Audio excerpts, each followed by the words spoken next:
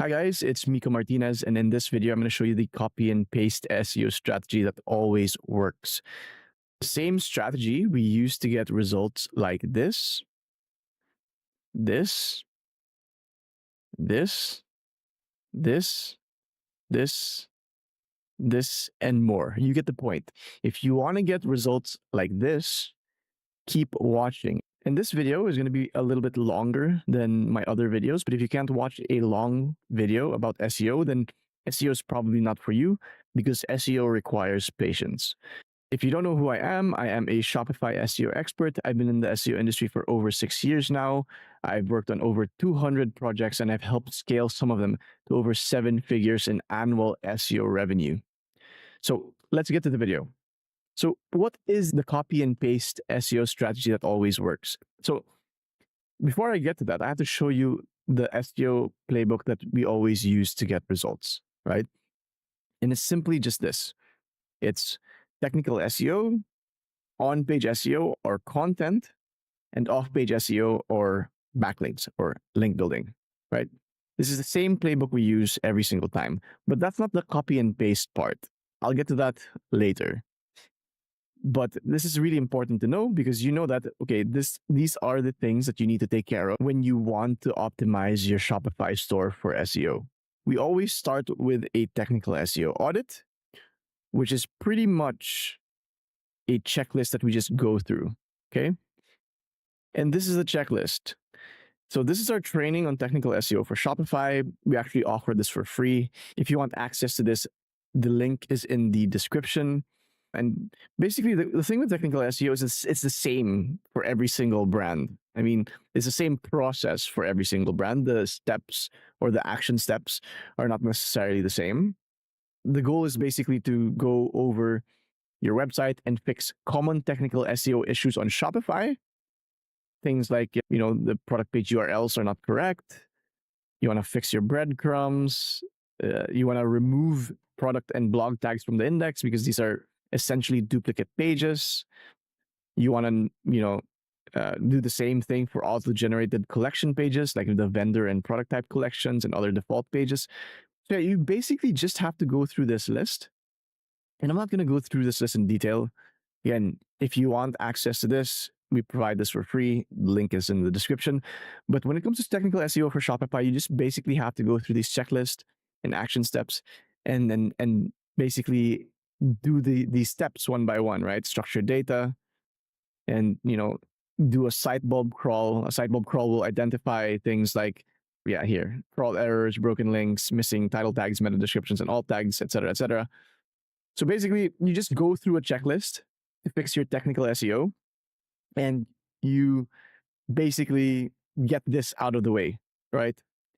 It's probably the easiest part of SEO. I know a lot of people who make technical SEO seem complicated, but it's actually not that complicated. On Shopify, you just have to fix common technical SEO issues on Shopify and then do a site bulb crawl and fix the issues that site bulb identifies, right? So, and then after that, you're pretty much done with technical SEO. And then here comes the copy and paste part, right?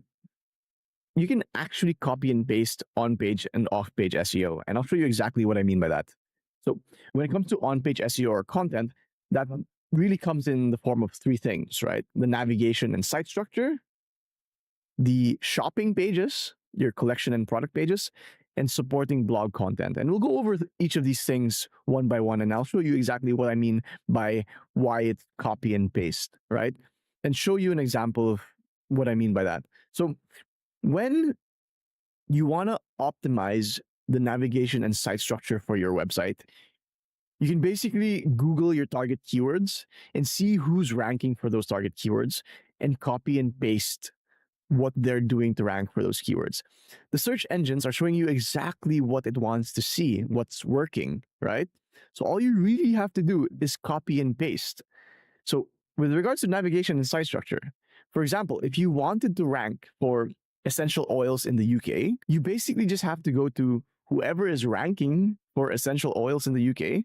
In this case, it's the Soapery, and see how they're, structuring their website. What are they doing with navigation?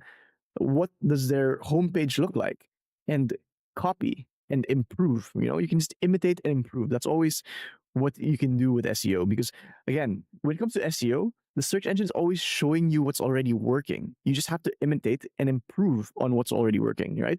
There's a reason these websites are ranking. You just have to figure out why and improve on that. So when it comes to the SOPRI, site structure and navigation, you can see, right? They have shop by ingredients. These are all keywords that they're targeting. Shop by making. Again, these are all keywords that they're targeting. Shampoo ingredients, makeup ingredients, skincare ingredients, right? I'm assuming they're mostly like ranking for these though, like these shop by ingredients keywords, right? And then you can see their homepage. How did they build it? Okay, they have a page here about natural ingredient suppliers. That's probably a target keyword as well. And then they have, again, like the main categories that they had. Like these are all target keywords: carrier oils, essential oils, bath bomb ingredients, solid oils, etc., etc. And the reason they structure it this way is because, again, when it comes to your homepage probably has most of the backlinks, right? Like most of your backlinks are pointing to your homepage. And you want to structure your homepage in a way that you're directing all that link juice to your key pages. And this, in their case, it's all these carrier oils, essential oils, etc. These are all keywords that they actually rank for in the UK, right? They rank number 1 for essential oils, 7 for castor oil, jojoba oil, number 5, right? So they're all ranking for these keywords, and you can see why. Like you want to basically look at why, and if you wanted to rank for the same keywords, imitate and improve. Again, the search engine is showing you exactly what it wants to rank, right? Okay. Yeah, so we have blog posts under here, and yeah, see? And the same thing can be said about shopping pages, so collection and product pages. So again, I told you, right? The SOPRI is ranking number 1 for essential oils. There's a reason for that. And if you want to, rank for essential oils as well, you want to look at their on-page SEO. What are they doing well? What are they doing right? So this is their collection page on essential oils. They have essential oils. That's the H1, URL, title tag, basic stuff. Then they have what's, really good that a lot of people overlook are these subcategory links at the top of their collection page, right? Organic essential oils, carrier oils, candle making supplies. I'm guessing these things need essential oils as well. So these are like subcategory links or related category links. But yeah, it's nice to have these. And then they have the product grid, right? Very clean. Black pepper essential oils, like different essential oils, obviously. And then they have more content below the product grid, right? I keep mentioning this, but when it comes to optimizing collection pages for SEO, an H1 and a product grid is not enough. You need to add more content to your collection pages, right? And that's basically what SOPRI is doing here. I'm going to show you our template on what we like our collection pages to look like. This is our training on collection page SEO. This is available in our school community. A link will be in the description. And this is there. This is typically what we want our collection pages to look like, right? We have the category name on top as the H1, a short description below that, and a product grid here. That's where most Shopify stores or e-com brands stop. But this is not enough to rank on search engines. Usually not enough, right? Amazon can get away with this because they have a ton of domain authority. If you have a ton of domain authority, you might be able to get away with this, but the best way to do it is actually to add more content below the product grid in the form of a detailed category description, some frequently asked questions, and featured reviews. And the reason behind this is simple. You want to show the search engine that you are the authority or expert in your industry. And if you're just giving them the H1 and a product grid, you're not really giving the search engine enough information to work with. How can the search engine determine that you are the expert or authority in your industry if you're not providing enough information, right? The goal here is to not put fluff. The goal here is to provide useful and relevant information to your buyers, right? So the detailed category description, we usually just explain why our products are different or better than our competitors. Frequently asked questions, you're just answering frequently asked questions your customers might have about your product category. And featured reviews, there's, they only help. Like, they increase conversion rate, and if they're keyword rich, they actually improve SEO as well. So yeah, you want to add more content to your collection pages. And that's exactly what the Soapery does here, right? Why choose the Soapery? Again, what makes them different from their competitors? And then, more information about essential oils. Like, what are essential oils? How do you use them? What are the benefits? And there are probably a lot more here. Here's the FAQs, right? How long do essential oils last? Et cetera, et cetera, et cetera. See? And if you wanted to rank for essential oils in the UK, you probably would want to use the same or similar structure as this, right?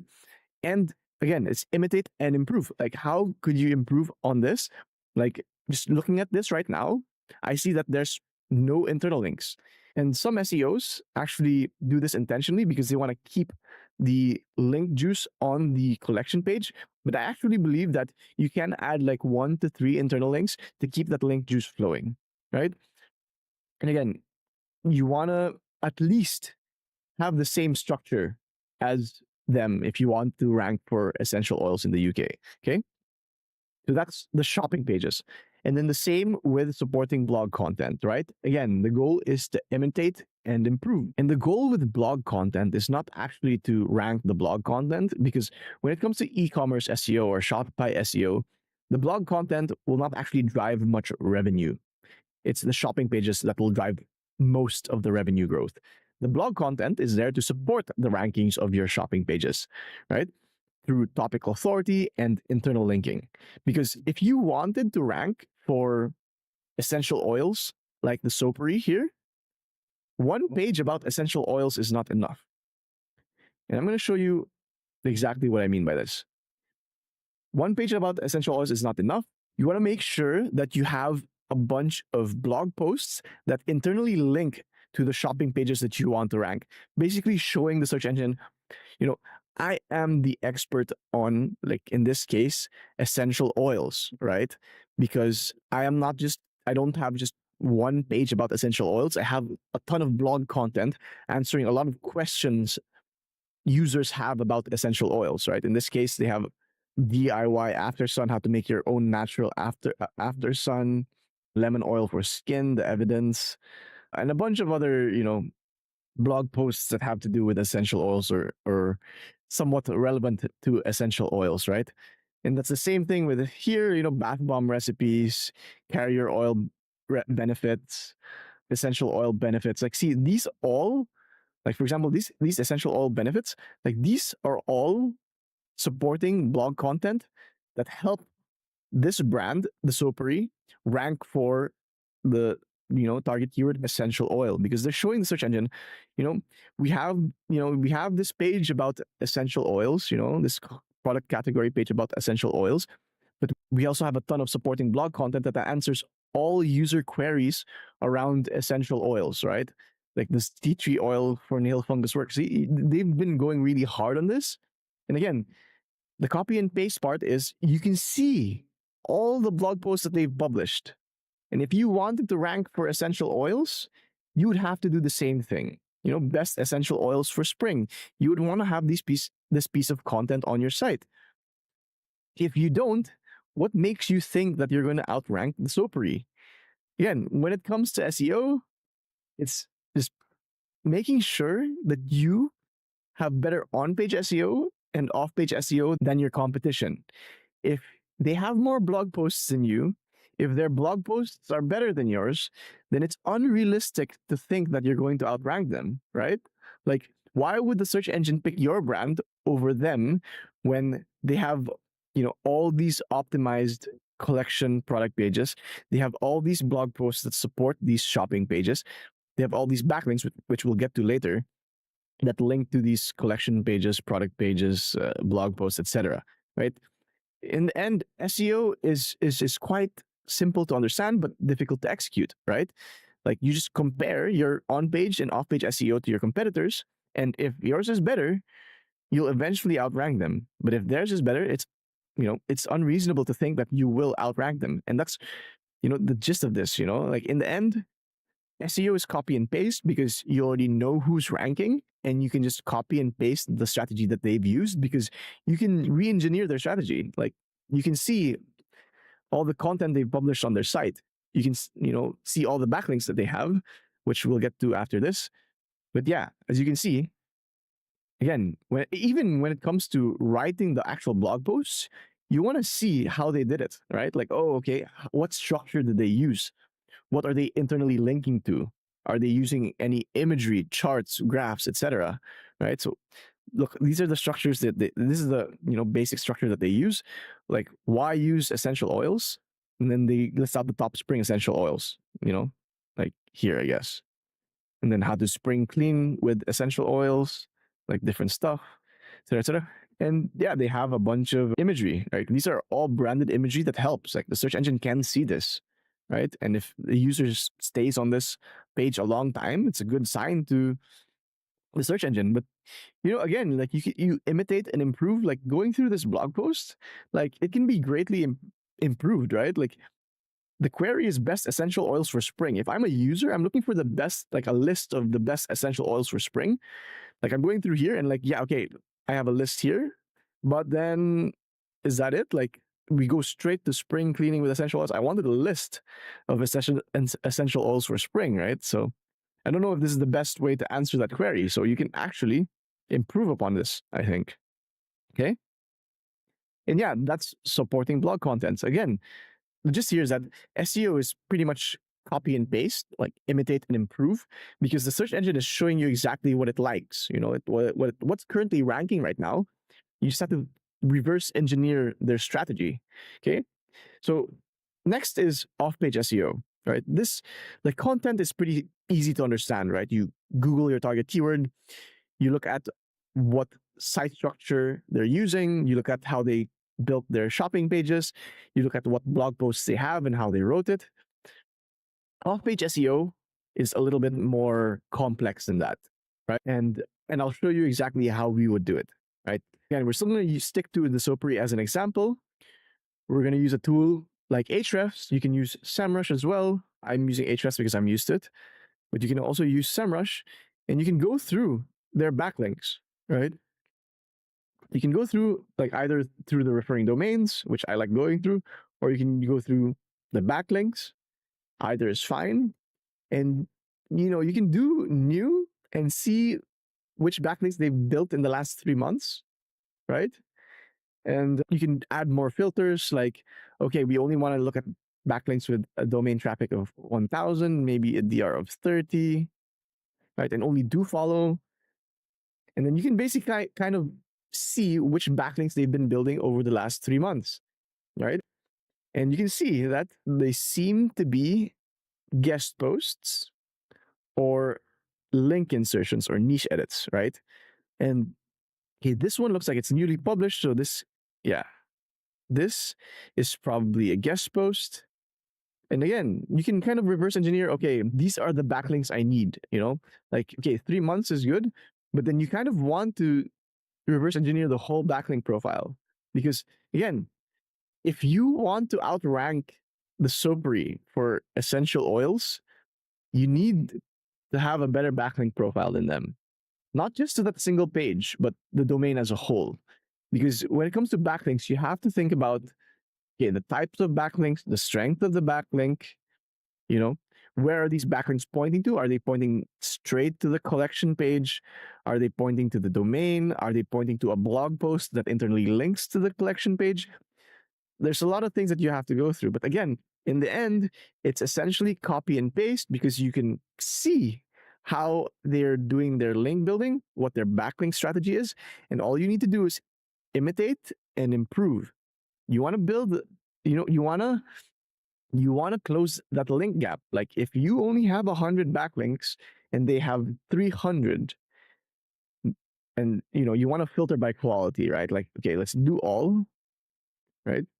And so okay, here they have 90 links that are DR30, traffic over 1,000, and let's say you have 20, you need to fill that 70 gap, right? You need to fill that 70 gap. if you don't fill that gap, it's unrealistic to think that you'll rank. Yes, you can, find some long tail keywords that you can probably rank here and there. And that's what, we all do, especially in the start of a campaign. If we want to get traction immediately, we'll find these long tail keywords, less competitive keywords that we can rank for.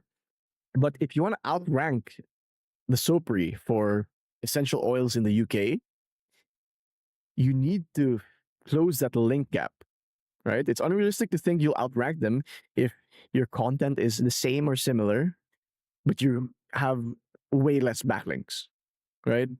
So you need to close in that link gap. And the best way to do that is to go through what backlinks they have, right?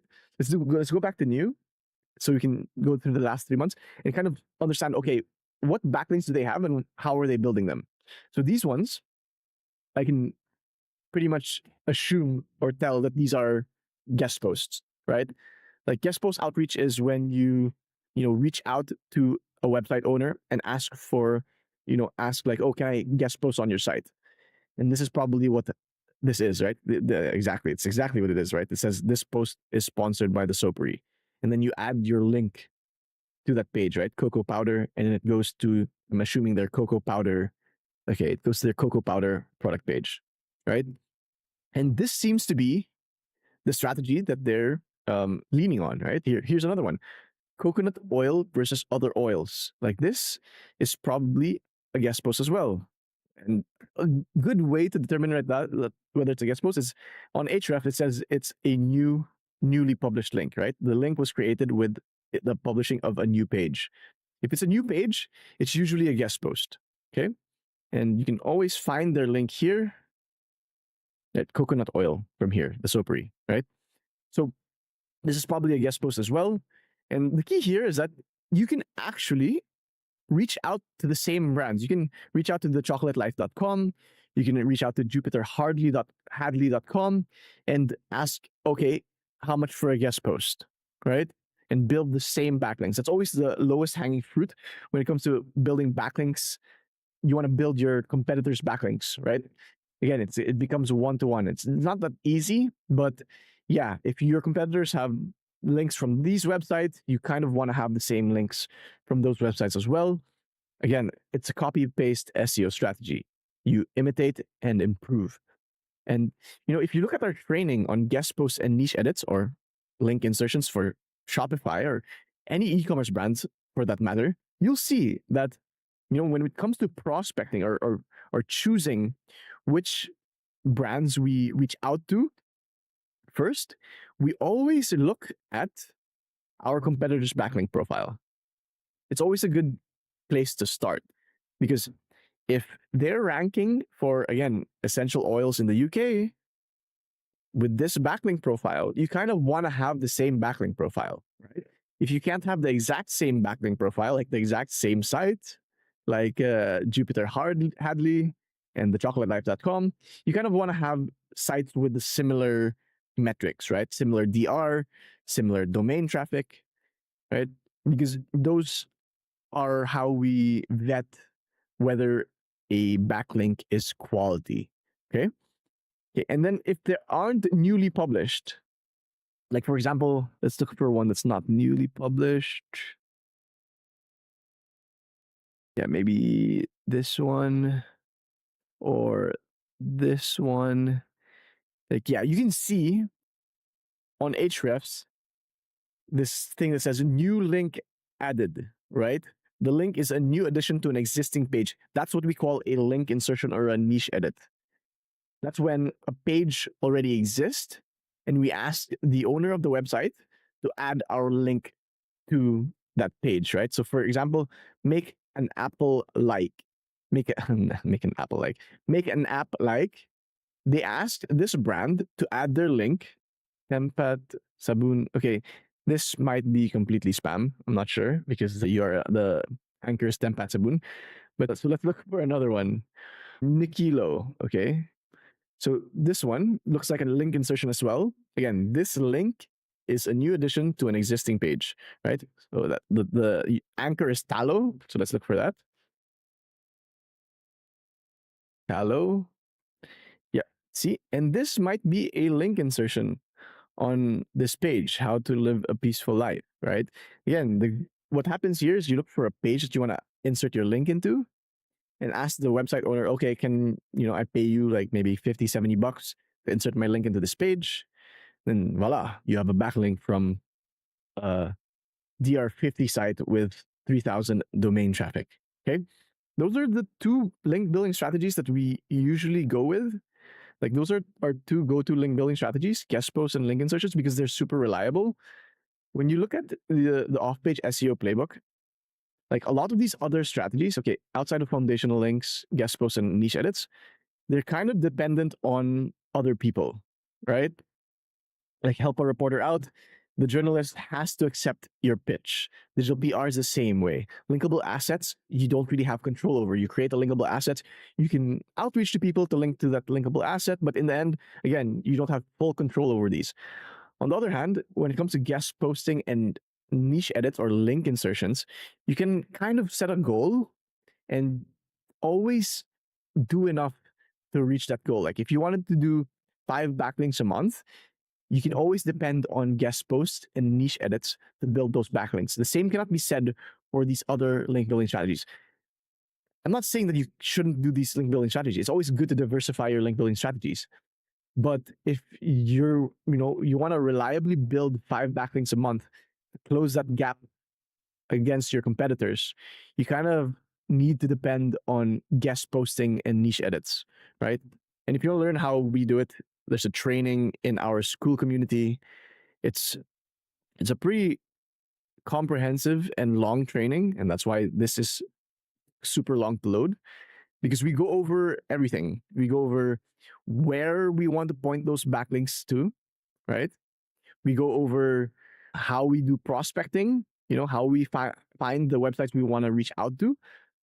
Usually our competitors' backlinks first, and then, relevant websites after that. How we find the emails, using Hunter or Snove, and then how we draft the emails, what we say to get a guest post, etc., like a guest post template here. See, that's all available in our Shopify school community. The link will be in the description. Okay. And again, that's what makes, the copy and paste SEO strategy the best strategy, because you're basically looking at what's currently working and copying or imitating and improving upon that, right? And that's essentially what SEO is, because when it comes to SEO, you cannot think in absolutes. It's always you versus your competition. Like you can't expect to rank because you published a certain amount of blog posts, because you optimized your shopping pages, because you built 5 backlinks a month for 6 months. Because if you compare to your competitors and your competitor was building the same 5 backlinks a month for 6 months, plus they already had a better backlink profile than you were never going to fill that gap, right? And if you can't fill that gap, those content and link gaps, it's unrealistic to think that you're going to outrank your competitors. Okay. So I hope this was easy to understand. In the end, if you really want to rank your Shopify store, you need to follow this playbook, and you need to, again, calculate your content and link gaps between you and your competitors. And if you can fill those gaps, then ranking or outranking your competitors becomes inevitable, because again, the search engine is going to see, oh, your brand has better content, better and more content. You're basically answering more questions and you're answering them better than your competitors.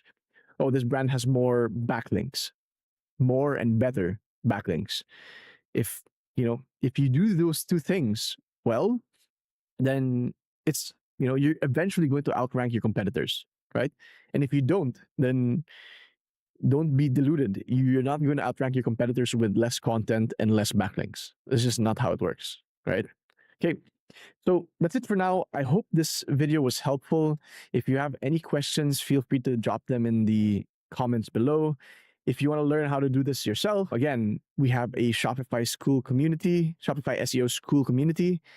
We basically, have a ton of content there. We have, 15 plus module masterclass going everything I just shared with you: technical SEO, on-page SEO, off-page SEO, etc., etc.